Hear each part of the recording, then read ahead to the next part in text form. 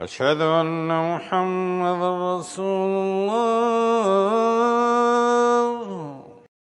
بسم اللہ الرحمن الرحیم۔ السلام علیکم خواتین و حضرات، ہم آپ کو ہمارے channel Islamic stories with Moiz پر خوش آمدید کہتے ہیں۔ امید کرتے ہیں آپ خیریت سے ہوں گے۔ ویڈیو شروع کرنے سے پہلے اگر آپ اس چینل پر پہلی مرتبہ آئے ہیں تو آپ سے گزارش ہے کہ چینل کو سبسکرائب کر لیں۔ یہاں آپ کو ہر روز بہت کچھ سیکھنے کو ملے گا۔ آج کی ویڈیو کا آغاز کرتے ہیں۔ قیامت کب آئے گی اس کا علم صرف اللہ کو ہے۔ اللہ کے سوا کوئی بھی نہیں جانتا کہ قیامت آنے میں کتنا عرصہ باقی ہے۔ البتہ اللہ تعالیٰ نے اپنے رسول اللہ صلی اللہ علیہ وسلم کے ذریعے سے قیامت کی کچھ ایسی نشانیوں کا ذکر فرمایا ہے جن کا ظہور قیامت سے پہلے ہوگا۔ قیامت کی نشانیوں میں سے ایک بڑی نشانی دجال کا ظہور ہے۔ دجال پیدا ہو چکا ہے، ایک جزیرہ میں قید کر کے رکھا گیا ہے۔ قیامت کے قریب قریب ظاہر ہوگا، جیسا کہ صحیح مسلم میں فاطمہ بنت قیس کی روایت میں مذکورہ ہے، اور حضرت تمیم داری رضی اللہ تعالی عنہ کے اسلام لانے کا سبب بھی یہی ہوا کہ انہوں نے ایک جزیرہ میں دجال سے بات چیت کی اور پھر مدینہ آ کر اسلام قبول کیا۔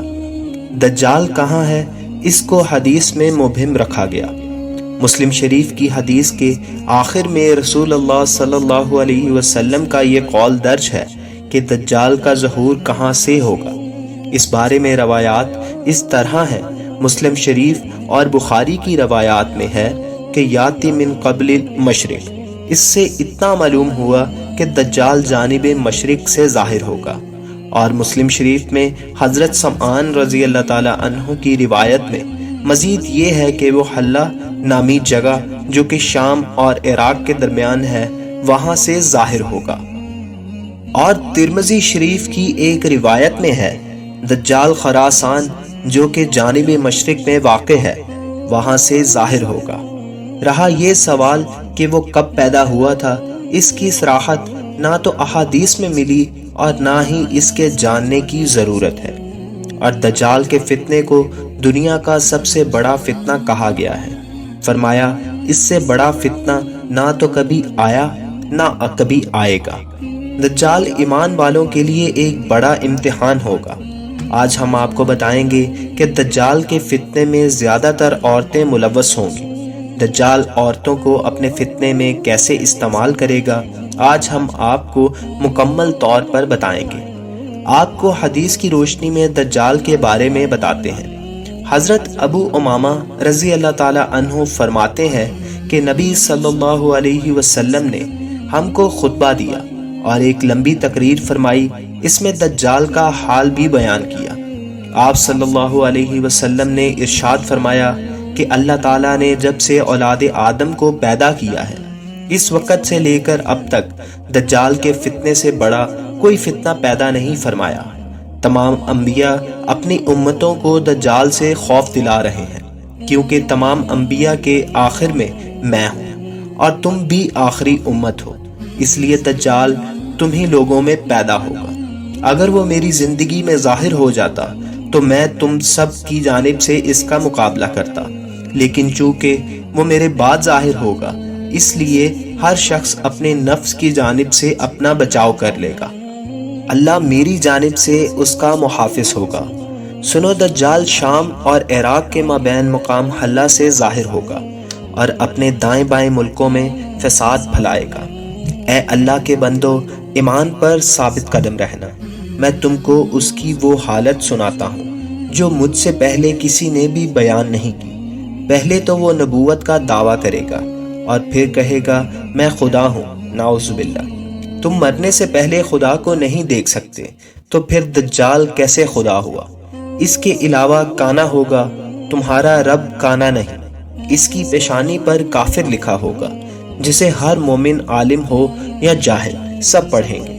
حضور نبی اکرم صلی اللہ علیہ وسلم نے فرمایا دجال ویرانے میں سے گزرے گا تو اسے حکم دے گا اپنے خزانے نکال، اس کے خزانے اس کی ایسی اتباع کریں گے جیسے شہد کی مکھیاں اپنے سردار کی اتباع کرتی ہیں۔ اس کے ساتھ جنت اور دوزخ بھی ہوگی، لیکن حقیقت میں وہ جنت دوزخ ہوگی اور دوزخ جنت ہوگی۔ تو جو شخص اس کی دوزخ میں ڈالا جائے گا، اسے چاہیے کہ سورہ کہف کی ابتدائی آیات پڑھے تو اس کے لیے ایسا ہی باغ ہو جائے گی جیسے ابراہیم علیہ السلام پر ہوئی تھی۔ دجال کے فتنوں سے جو محفوظ رہنا چاہتا ہو، اس کو چاہیے کہ سورہ کہف کی ابتدائی یا آخری 10 آیات کی تلاوت کرے۔ اس کی تلاوت دجال کے فتنے میں مبتلا ہونے سے بچا لیتی ہے۔ آپ صلی اللہ علیہ وسلم کا ارشاد ہے کہ تم میں سے جس کسی کے سامنے دجال آ جائے تو اس کو چاہیے کہ وہ اس کے منہ پر تھوک دے اور سورہ کہف کی ابتدائی آیات پڑھے۔ اپنی امت کو نبی آخر الزمان صلی اللہ علیہ وسلم نے فتنہ دجال سے بچنے کی احتیاطی تدابیر سکھلائی ہیں۔ حضرت ابو ہریرہ رضی اللہ تعالیٰ عنہ سے روایت ہے کہ نبی کریم صلی اللہ علیہ وسلم نے فرمایا، فتنوں کے درمیان سب سے زیادہ خوش نصیب وہ ہوگا جو چھپا رہے اور پاک و صاف رہے۔ اگر سامنے آئے تو کوئی اسے نقصان نہ پہنچا سکے، اور اگر سامنے نہ ہو تو کوئی اس کا حال احوال نہ پوچھے۔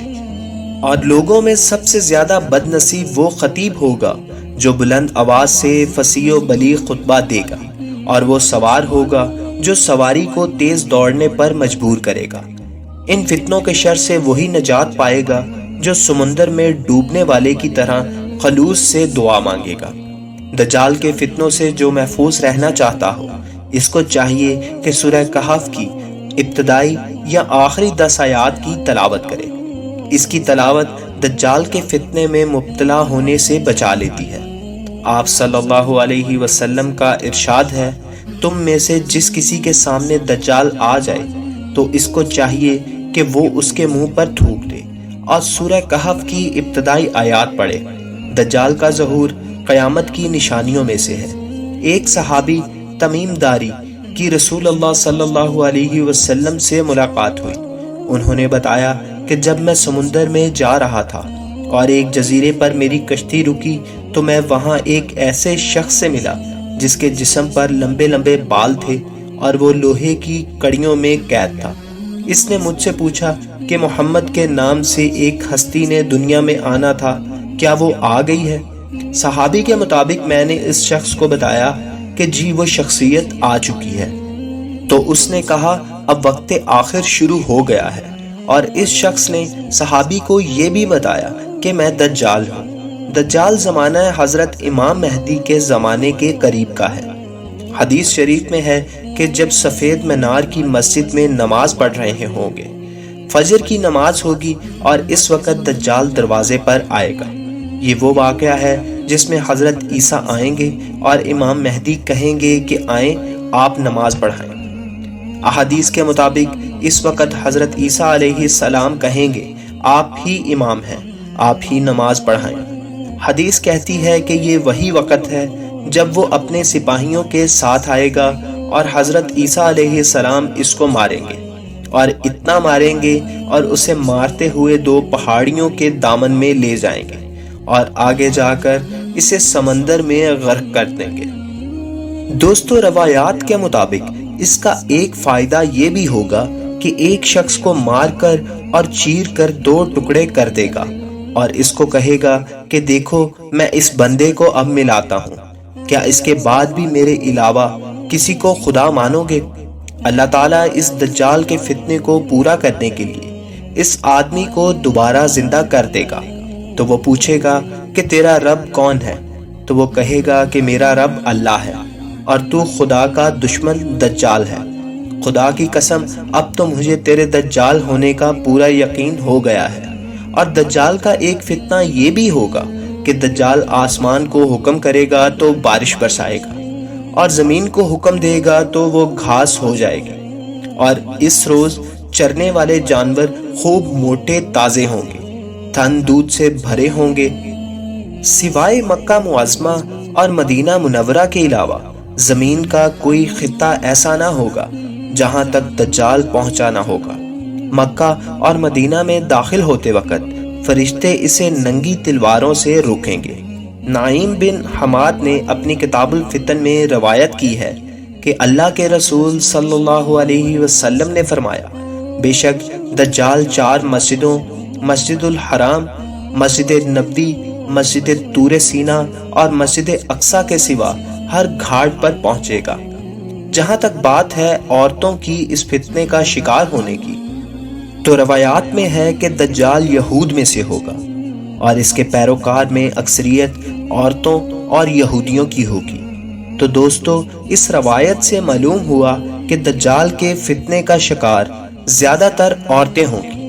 اللہ سب بہنوں اور بھائیوں کی حفاظت فرمائے، آمین۔ حي على الفلاح